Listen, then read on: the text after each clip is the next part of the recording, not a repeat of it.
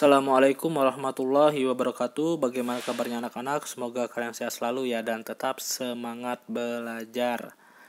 Oke, pada kali ini saya akan menyampaikan materi mengenai konsentrasi larutan. Dalam ilmu kimia, larutan merupakan campuran homogen dari dua zat-zat terlarut yang berfungsi untuk melarutkannya, sedangkan konsentrasi merupakan pengukuran jumlah zat tertentu. Larutan merupakan campuran homogen dari dua zat-zat terlarut dan zat pelarut untuk melarutkannya. Sedangkan konsentrasi merupakan pengukuran jumlah zat terlarut yang larut dalam zat pelarut, ya.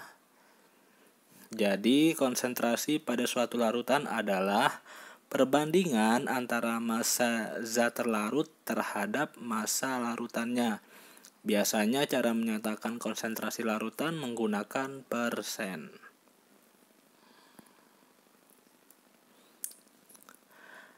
Ada beberapa alasan untuk menghitung konsentrasi suatu larutan. Walaupun banyak sekali alasan, namun dasar perhitungan kimia yang digunakan tidak jauh berbeda.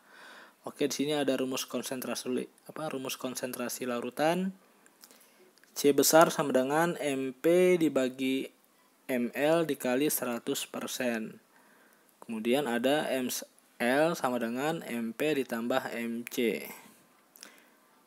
C merupakan konsentrasi, MP massa zat terlarut satuannya gram, ml massa larutan, dan mc massa zat pelarut.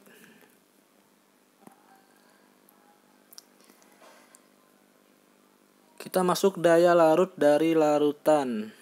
Pada umumnya, kemampuan melarut suatu zat terlarut dalam zat pelarut ada batasnya. Dengan hal ini menunjukkan bahwa suatu saat larutan tidak dapat melarutkan lagi. Perlu diketahui bahwa kemampuan suatu larutan untuk melarut suatu zat sehingga menjadi daya larut larutan.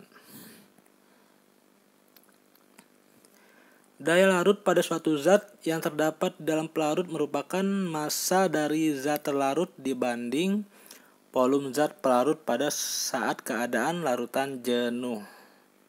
Jadi rumusnya D sama dengan MP dibagi V. D merupakan daya larut, MP merupakan massa zat yang dapat larut, sedangkan V merupakan volume zat pelarut. Pencampuran dari kedua jenis zat di atas dapat menyebabkan yang pertama daya larut tak terbatas, yang kedua daya larut terbatas, dan yang ketiga tidak memiliki daya larut. Ya, sampai sini jelas ya.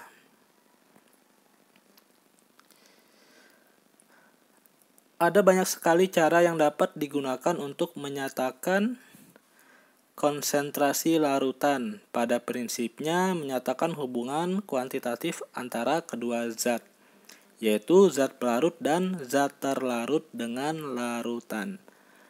Nah, berikut ini merupakan besaran-besaran yang wajib kalian ketahui ya mengenai konsentrasi larutan. Yang pertama adalah molaritas. Molaritas merupakan jumlah zat, maksudnya jumlah mol zat terlarut dalam 1 liter atau 1000 ml larutan. Dan satuannya disebut dengan molar atau mol per liter. Nah, berikut rumusnya. M besar sama dengan mol zat terlarut dibagi volume larutan. Yang kedua, molalitas tadi. Yang pertama molaritas, yang kedua molalitas. Molalitas merupakan jumlah mol zat yang terlarut dalam 1000 gram zat pelarut. Dan satuannya disebut dengan molal atau mol per kilogram. Berikut rumusnya. M kecil sama dengan mol zat terlarut dibagi massa pelarut. Jadi molaritas tadi M-nya besar yang mana dalam bentuk cair ya, sedangkan molalitas itu M-nya kecil yang mana dalam bentuk padat atau satuannya kilogram. Kemudian normalitas. Normalitas merupakan molaritas yang dikalikan valensi asam atau basa, yaitu jumlah H atau OH. Rumusnya N sama dengan M dikali valensi.